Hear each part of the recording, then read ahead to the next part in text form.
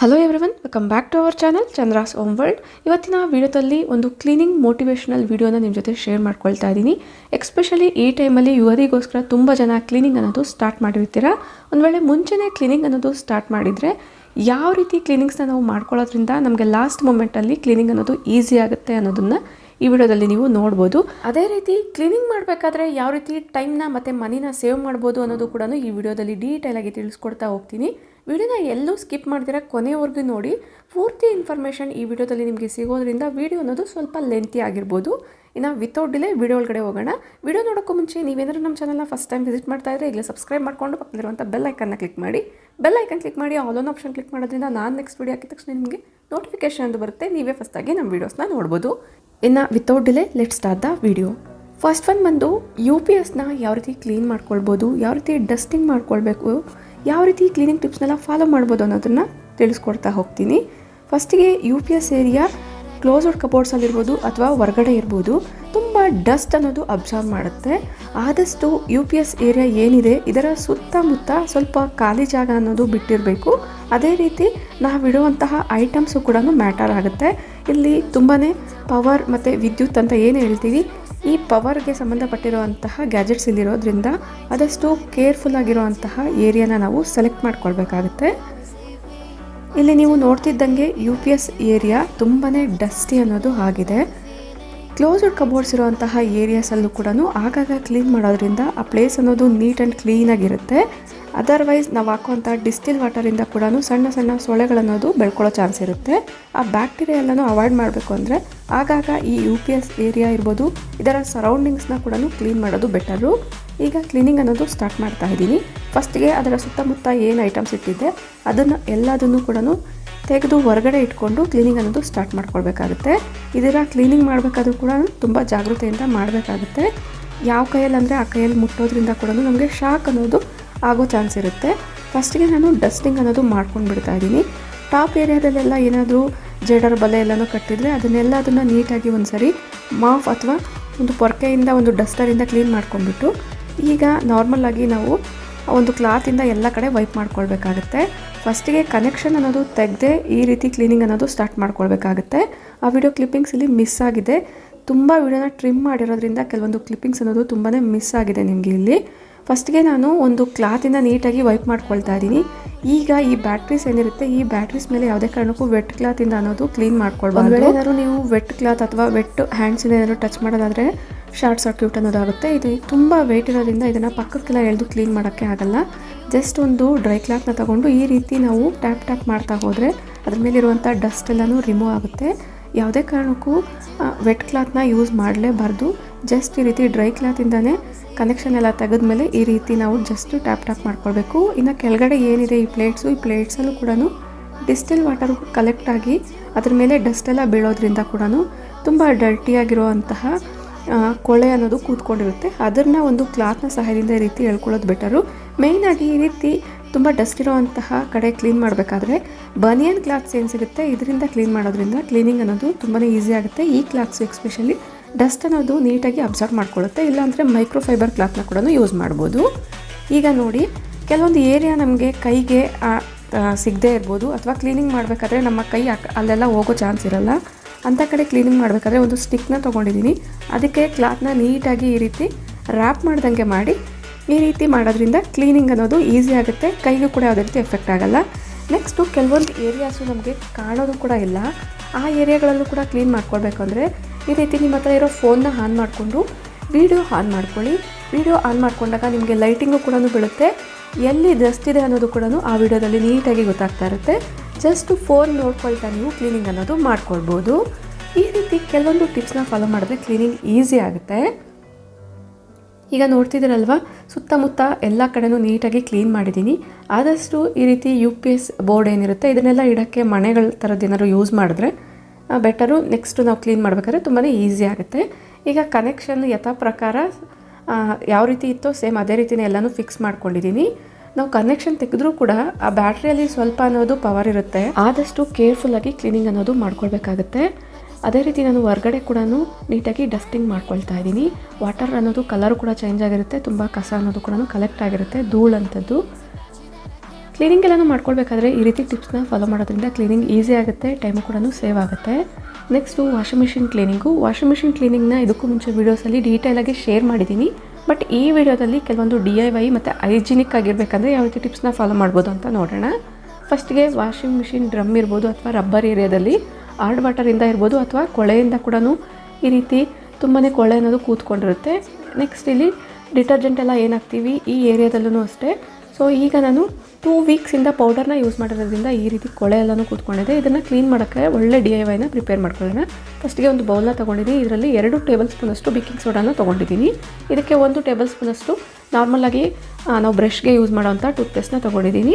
1 ಸ್ಪೂನಷ್ಟು Vim liquid, 2 table ಸ್ಪೂನಷ್ಟು ವಿನಿಗರ್ನ ಹಾಕ್ಕೊಂಡು ಈ ರೀತಿ ಮಿಕ್ಸ್ ಮಾಡ್ಕೊಳ್ಬೇಕಾಗುತ್ತೆ. ಈ ರೀತಿ ಮಿಕ್ಸ್ ಮಾಡಬೇಕಾದ್ರೇ ರಿಯಾಕ್ಷನ್ ಅನ್ನೋದು ಸ್ಟಾರ್ಟ್ ಆಗಿರುತ್ತೆ. ಇನ್ನು ಹೊರೆ ಅನ್ನೋದು ಹೊರಗಡೆ ಚೆಲ್ಲೋ ಚಾನ್ಸ್ ಇರುತ್ತೆ. ಆದಷ್ಟು ನೀವು ಜಾಸ್ತಿ ಕ್ವಾಂಟಿಟಿಯಲ್ಲಿ ಈ ಪೇಸ್ಟ್ನ ರೆಡಿ ಮಾಡ್ಕೊಳ್ತಾ ಇದ್ದರೆ ಸ್ವಲ್ಪ ದೊಡ್ಡದಾಗಿರುವಂಥ ಬೌಲ್ನ ತೊಗೊಂಡ್ರೆ ಬೆಟರು. ನೋಡ್ತಿದ್ದೀರಲ್ವ, ಈ ರೀತಿ ಪೇಸ್ಟ್ನ ಮಾಡ್ಕೊಂಡಿದ್ದೀನಿ.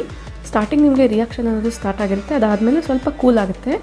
ಈಗ ಈ ಗ್ಯಾಜೆಟ್ಸ್ನ ಕ್ಲೀನ್ ಮಾಡ್ಕೊಳ್ತಾ ಇದ್ದೀನಿ. ಡಿಟರ್ಜೆಂಟ್ ಎಲ್ಲ ಏನು ಹಾಕ್ತೀವಿ ವಾಷಿಂಗ್ ಮಿಷಿನಲ್ಲಿ ಆ ಗ್ಯಾಜೆಟ್ಸ್ನ ನಾನು ಈ ರೀತಿ ನಾವು ರೆಡಿ ಮಾಡ್ಕೊಂಡಿರೋವಂಥ DIY ಲಿಕ್ವಿಡ್ನ ಒಂದು ಬ್ರಷ್ನ ತಗೊಂಡು ಈ ರೀತಿ ಉಜ್ಜಿಬಿಟ್ಟು ನೀಟಾಗಿ ವಾಶ್ ಮಾಡ್ಕೊಳ್ಳೋದಷ್ಟೇ ನಾರ್ಮಲ್ ವಾಟರಿಂದ. ಯಾವುದೇ ರೀತಿ ಪ್ರೆಷರ್ ಕೂಡ ಹಾಕೋ ಅವಶ್ಯಕತೆ ಇರಲ್ಲ.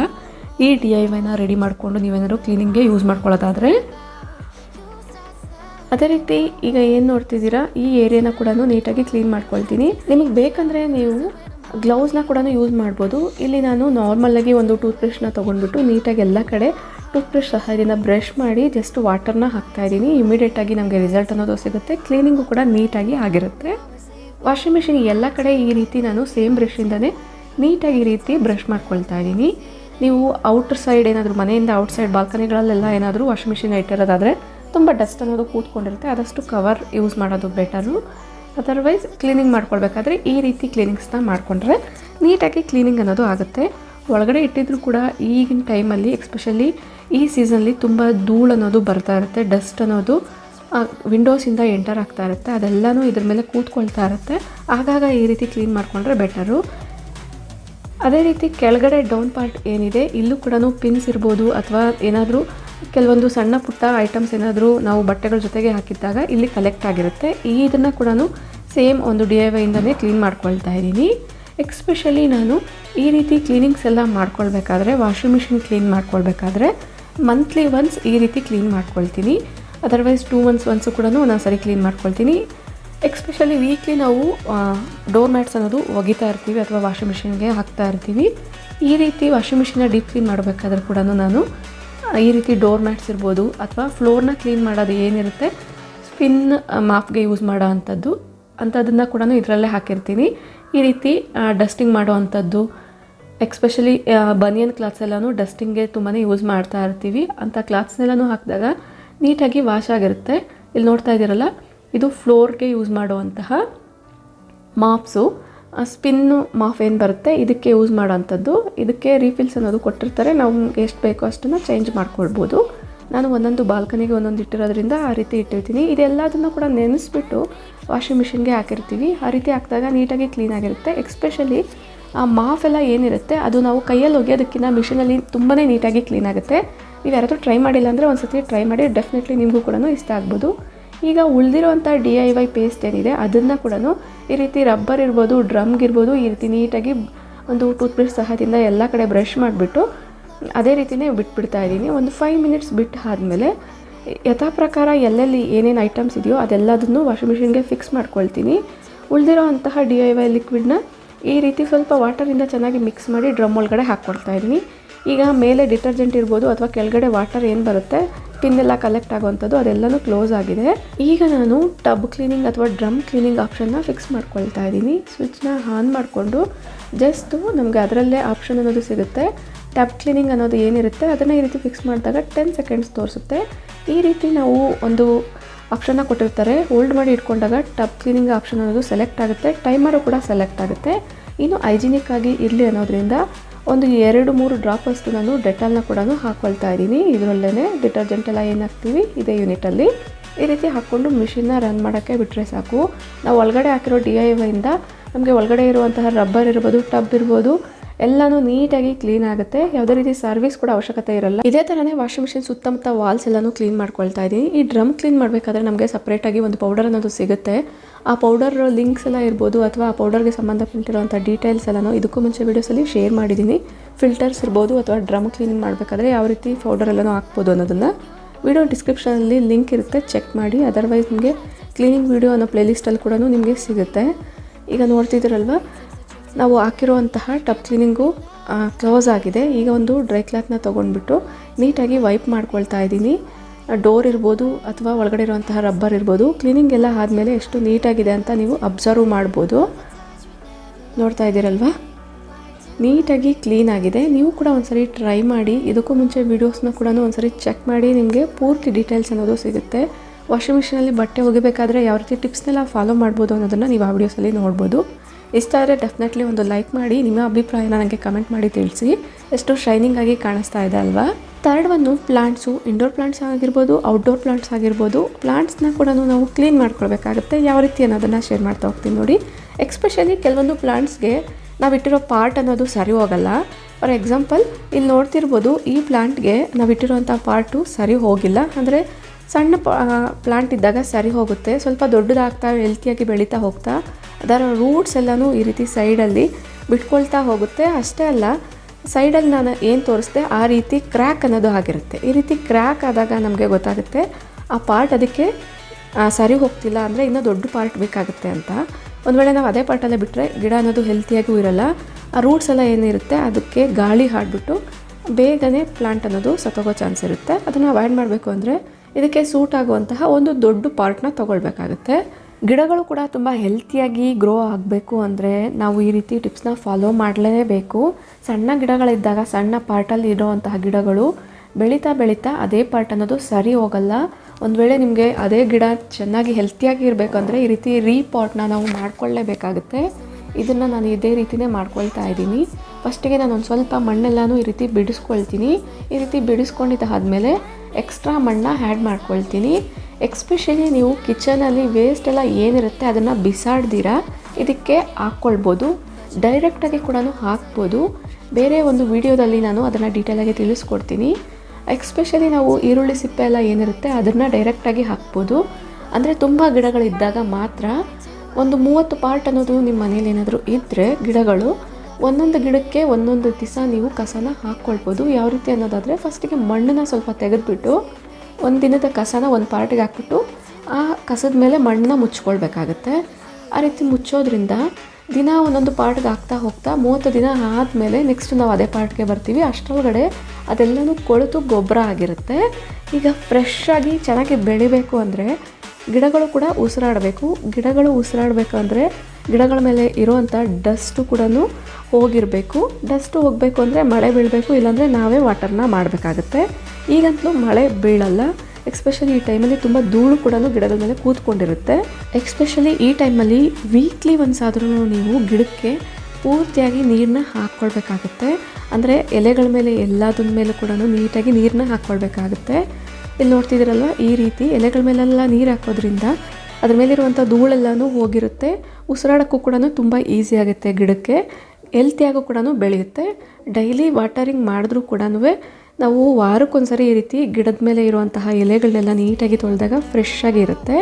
ಎಕ್ಸ್ಪೆಷಲಿ ನಿಮ್ಮ ಮನೇಲಿ ಏನಾದರೂ ಮೇಡನ್ನ ಇಟ್ಕೊಂಡಿದ್ರೆ ಮನೆ ಕೆಲಸಕ್ಕೋಸ್ಕರ ಅವರು ಬರೋಕ್ಕಿಂತ ಮುಂಚೆನೇ ಈ ಕೆಲಸ ಮಾಡಿಕೊಂಡ್ರೆ ಕ್ಲೀನಿಂಗ್ ಅನ್ನೋದು ನಮಗೆ ಈಸಿ ಆಗುತ್ತೆ. ಮತ್ತು ನಾವು ಅಲ್ಲಿ ಚೆಲ್ಲಿರುವಂಥ ಮಣ್ಣೆಲ್ಲನೂ ಕ್ಲೀನ್ ಮಾಡೋ ಅವಶ್ಯಕತೆ ಇರಲ್ಲ. ಅದಕ್ಕೋಸ್ಕರ ನೀವು ಅಬ್ಸರ್ವ್ ಮಾಡಿದರೆ ನಾನು ಮನೆಯಲ್ಲೇ ರೀಪಾಟ್ ಮಾಡಿದ್ದೀನಿ. ಅರ್ಲಿ ಮಾರ್ನಿಂಗ್ 6 o'clock ಈ ಕೆಲಸ ಮಾಡಿರೋದ್ರಿಂದ ನೆಕ್ಸ್ಟ್ 7 o'clock ಒಳಗಡೆ ಕೆಲಸದವ್ರು ಬರೋದ್ರಿಂದ ಅವರು ಅದನ್ನು ಕ್ಲೀನ್ ಮಾಡ್ಕೊಳ್ತಾರೆ ಈಸಿಯಾಗಿ. ನಮಗೆ ಎಕ್ಸ್ಟ್ರಾ ಕೆಲಸ ಅನ್ನೋದು ಜಾಸ್ತಿ ಇಡಿಸಲ್ಲ. ಇಲ್ಲಿ ನೋಡ್ತಾ ಇದ್ದೀರಲ್ವ, ವಾರಕ್ಕೊಂದ್ಸತಿ ನಾನು ಇದ್ರ ಮೇಲೆ ಎಲ್ಲನೂ ನೀರು ಹಾಕ್ತೀನಿ ಗಿಡಗಳ ಮೇಲೆ. ಅದಕ್ಕೋಸ್ಕರನೇ ಇಷ್ಟು ಹೆಲ್ತಿಯಾಗಿ ಗಿಡಗಳು ಬೆಳೆಯೋ ಚಾನ್ಸ್ ಇರುತ್ತೆ. ನೀವೆಲ್ಲ ಯಾವ ರೀತಿ ಟಿಪ್ಸ್ನ ಫಾಲೋ ಮಾಡ್ತೀರಾ ಗಿಡಗಳನ್ನ ಬೆಳೆಸೋಕ್ಕೆ ಅನ್ನೋದು ನನಗೆ ಡೆಫಿನೆಟ್ಲಿ ಕಮೆಂಟ್ ಮಾಡಿ ತಿಳಿಸಿ. ಇದ್ರ ಬಗ್ಗೆ ನಾನು ಡೀಟೈಲಾಗಿ ಒಂದು ವಿಡಿಯೋನ ನೆಕ್ಸ್ಟ್ ಬರುವಂಥ ವೀಡಿಯೋಸಲ್ಲಿ ಶೇರ್ ಮಾಡ್ತೀನಿ. Next chimney cleaning. ಈ ಚಿಮ್ನಿ ಕ್ಲೀನಿಂಗ್ ಕೂಡ ಬಹಳ ಮುಖ್ಯ ಆಗುತ್ತೆ. ಎಕ್ಸ್ಪೆಷಲಿ ಚಿಮ್ನಿನ ಡೈಲಿ ಬೇಸಿಸ್ ಮೇಲೆ ಯಾವ ರೀತಿ ಕ್ಲೀನ್ ಮಾಡ್ಕೊಳ್ಬೋದು ಅಂತ ಇದಕ್ಕೂ ಮುಂಚೆ ವೀಡಿಯೋಸಲ್ಲಿ ಶೇರ್ ಮಾಡಿದ್ದೀನಿ. ಈ ಚಿಮ್ನಿ ಆಟೋಮೆಟಿಕ್ ಆಗಿದ್ರೂ ಕೂಡ ಇದಕ್ಕೆ ಫಿಲ್ಟರ್ಸ್ನ ಅವಾಗವಾಗ ಕ್ಲೀನ್ ಮಾಡ್ಕೊಳ್ಬೇಕಾಗುತ್ತೆ. ಈ ಫಿಲ್ಟರ್ಸ್ ಅನ್ನೋದು ಈ ರೀತಿ ಕೊಟ್ಟಿರ್ತಾರೆ. ಇದಕ್ಕೆ ಒಂದೇ ಫಿಲ್ಟರ್ ಅನ್ನೋದು ಬಂದಿದೆ. ಈ ಫಿಲ್ಟರ್ನ ಯಾವ ರೀತಿ ಕ್ಲೀನ್ ಮಾಡ್ಕೊಳ್ಬೋದು ಅನ್ನೋದನ್ನು ನೋಡೋಣ. ಫಸ್ಟಿಗೆ ನಾನು ಈ ಫಿಲ್ಟರ್ನ ತೆಗೆದಿಟ್ಕೊಳ್ತಾ ಇದ್ದೀನಿ. ಅದೇ ರೀತಿ ಆಯಿಲ್ ಕಲೆಕ್ಟರ್ ಏನಿರುತ್ತೆ ಇದನ್ನು ಕೂಡ ತೆಗೆದಿಟ್ಕೊಳ್ತಾ ಇದ್ದೀನಿ.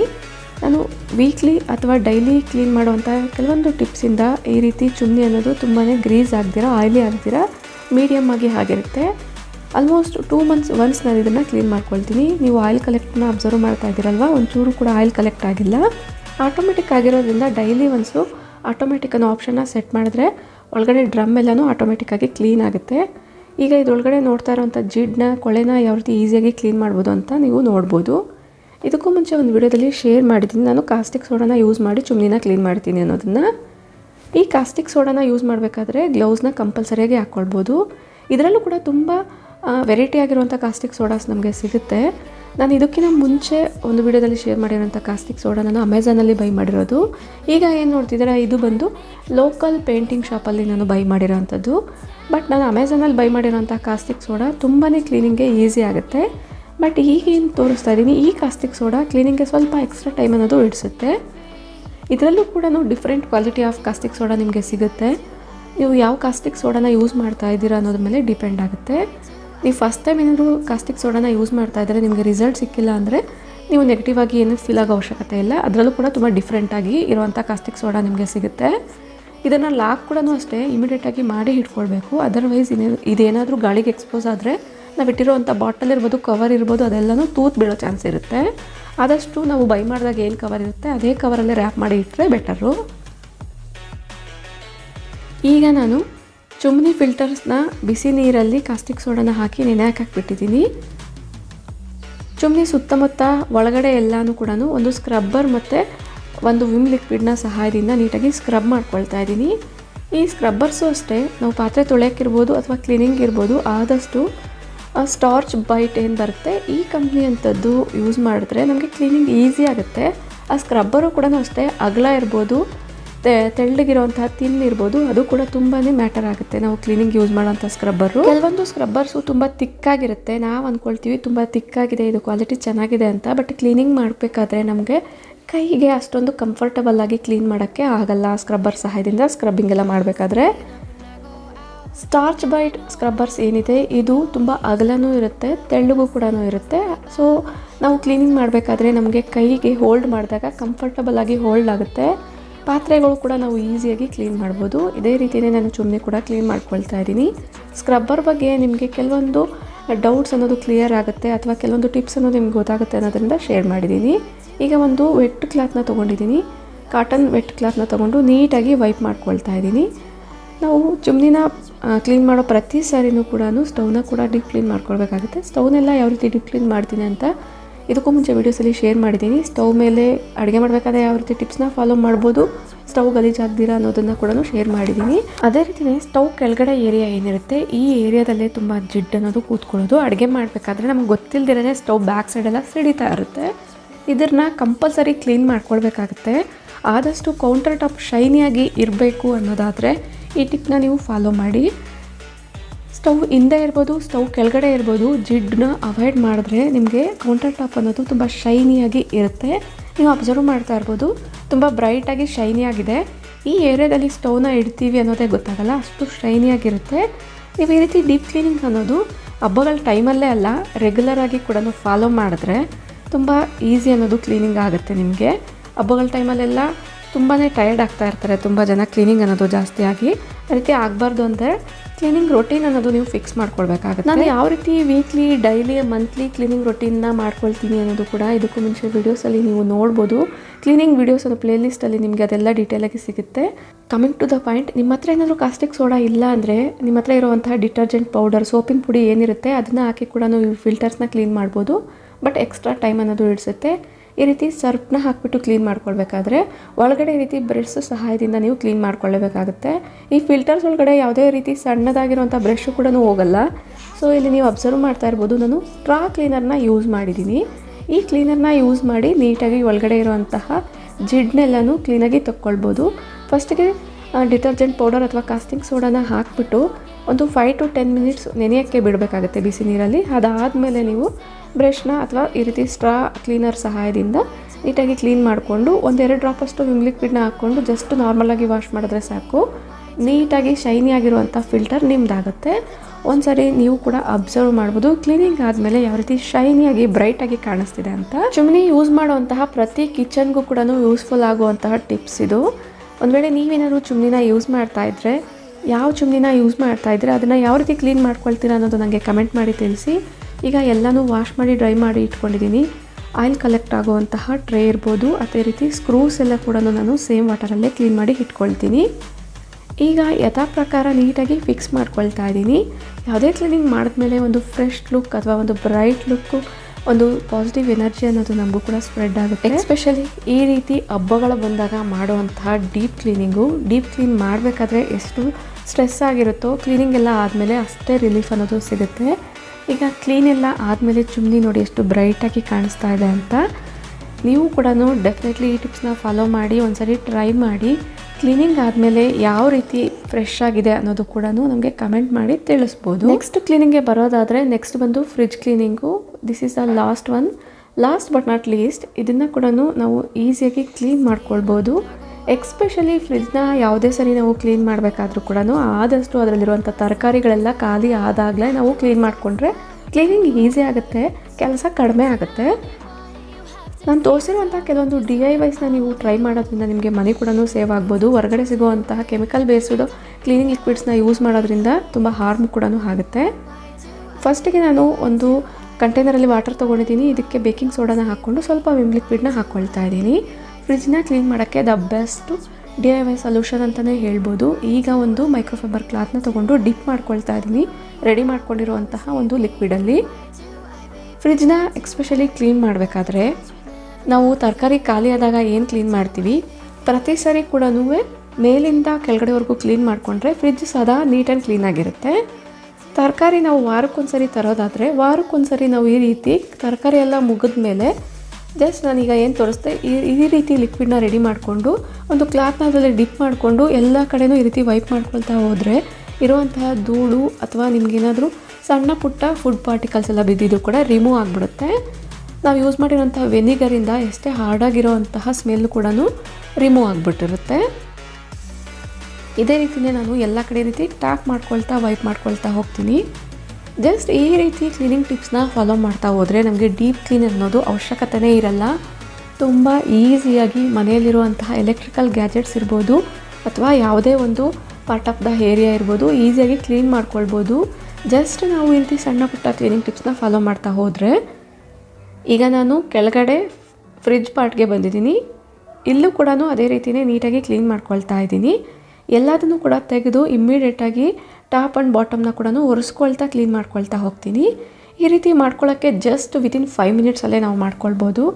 ಈ ವಿಡಿಯೋ ನಿಮಗೆ ತುಂಬ ಲೆಂತಿ ಆಗಿದೆ ಅಂದರೆ ಕ್ಲೀನಿಂಗ್ ಲೆಂತಿ ಆಗುತ್ತೆ ಅನ್ನೋದೇನಿಲ್ಲ.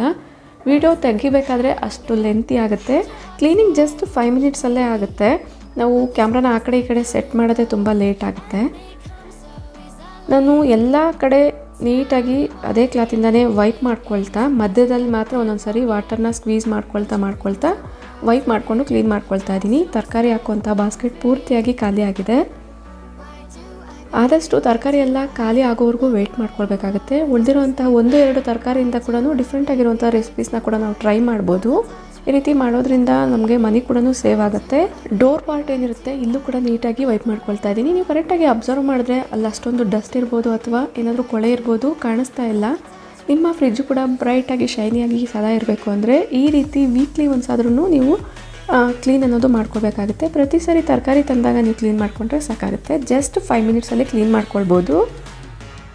ಈಗ ನೋಡ್ತಿದ್ದೀರಲ್ವ ತರಕಾರಿ ಎಲ್ಲನೂ ತಂದಾಗಿದೆ. ಇದರಲ್ಲಿ ಕೆಲವೊಂದು ತರಕಾರಿನ ನಾನು ಫ್ರಿಜ್ಜಲ್ಲಿ ಇಡ್ತೀನಿ, ಕೆಲವೊಂದು ಹೊರಗಡೆ ಇಡ್ತೀನಿ. ಇದೆಲ್ಲ ಯಾವ ರೀತಿ ರೊಟೀನ ಫಾಲೋ ಮಾಡ್ತೀನಿ ಅಂತ ಇದಕ್ಕೂ ಮುಂಚೆನೇ ತಿಳಿಸ್ಕೊಟ್ಟಿರೋದ್ರಿಂದ ಈ ವಿಡಿಯೋದಲ್ಲಿ ಜಸ್ಟ್ ನಾನು ಲಾಸ್ಟ್ ಕ್ಲಿಪ್ಪಿಂಗ್ಸ್ನ ಆ್ಯಡ್ ಮಾಡ್ತಾಯಿದ್ದೀನಿ. ಈ ಪೇಪರ್ ಬ್ಯಾಗ್ಸಲ್ಲಿ ನಾನು ಜಸ್ಟ್ ಒಂದೊಂದು ತರಕಾರಿ ಒಂದೊಂದು ಸಾಂಬಾರಿಗೆ ಯೂಸ್ ಮಾಡೋಂಥದ್ದನ್ನು ಇಟ್ಟಿದ್ದೀನಿ. ನೆಕ್ಸ್ಟು ಕರಿಬೇವನ್ನ ಜಸ್ಟ್ ತೊಳೆದು ಒಂದಿನ ಅದೇ ರೀತಿಯ ಹೊರಗಡೆ ಬಿಟ್ಬಿಟ್ಟು ಆಮೇಲೆ ಫ್ರಿಜ್ಜಲ್ಲಿ ಇಟ್ಕೊಳ್ತೀನಿ. ಈ ಪೇಪರ್ ಬ್ಯಾಗ್ಸ್ ಏನು ನೋಡ್ತಿದ್ದೀರಾ ಇದು ಮನೇಲಿ ಮಾಡ್ಕೊಂಡಿರೋಂತಹ DIYಸು. ಇದನ್ನು ಯಾವ ರೀತಿ ಮಾಡ್ಕೊಳ್ಬೋದು ಅಂತ ಲಾಸ್ಟ್ ಒಂದು 0 ಕಾಸ್ಟ್ ಆರ್ಗನೈಸೇಷನ್ ವಿಡಿಯೋದಲ್ಲಿ ಶೇರ್ ಮಾಡಿದ್ದೀನಿ. ಇಂಟ್ರೆಸ್ಟ್ ಇದೆ ಚೆಕ್ ಮಾಡಿ. ಕೊತ್ತಂಬರಿ ಸೊಪ್ಪನ್ನ ಕೂಡ ಜಾಸ್ತಿ ಇರೋದ್ರಿಂದ ನಾನು ಬಿಸಿಲಿಗೆ ಇಟ್ಬಿಟ್ಟು ಡ್ರೈ ಪೌಡರ್ ಮಾಡಿ ಇಟ್ಕೊಳ್ತೀನಿ. ಇನ್ ದ ಸೆನ್ಸ್ ನಮಗೆ ಕೊತ್ತಂಬರಿ ಸೊಪ್ಪು ಜಾಸ್ತಿ ರೇಟ್ ಇದ್ದಾಗ ಅದು ನಮಗೆ ಯೂಸ್ ಆಗುತ್ತೆ. ಪೊಟ್ಯಾಟೊ ಇರ್ಬೋದು, ಆನಿಯನ್ಸ್ ಇರ್ಬೋದು, ನಮಗೆ ಪ್ಲೇಸ್ ಇಲ್ಲ ಅಂದರೆ ಈ ರೀತಿ ಪೇಪರ್ ಬ್ಯಾಗ್ಸಲ್ಲಿ ಹಾಕಿ ಹ್ಯಾಂಗ್ ಮಾಡ್ಬೋದು. ಇದನ್ನು ಕೂಡ ಯಾವ ರೀತಿ ಮಾಡ್ಕೊಳ್ಬೇಕು ಅಂತ ಲಾಸ್ಟ್ ವಿಡಿಯೋದಲ್ಲಿ ಶೇರ್ ಮಾಡಿದ್ದೀನಿ. ಅದನ್ನು ಜಸ್ಟ್ ನಾವು ಒಂದು ಕಡೆ ತಗ್ಲಾಕೊಂಡ್ರೆ ಸಾಕಾಗುತ್ತೆ. ನಾವು ಆ ತೂತ್ ಸಹಾಯದಿಂದ ನಮ್ಗೆ ಬೇಕಾಗಿರುವಂತಹ ಎಷ್ಟು ಬೇಕೋ ಅಷ್ಟು ಈರುಳ್ಳಿ ಇರ್ಬೋದು ಅಥವಾ ಆಲೂಗಡ್ಡೆ ಇರ್ಬೋದು ತೊಗೊಳ್ಬೋದು. ಈಗ ಇದನ್ನ ಎಲ್ಲದನ್ನು ಕೂಡ ಫ್ರಿಜ್ಜಲ್ಲಿ ಸ್ಟೋರ್ ಮಾಡಿ ಇಟ್ಕೊಳ್ತಾ ಇದ್ದೀನಿ.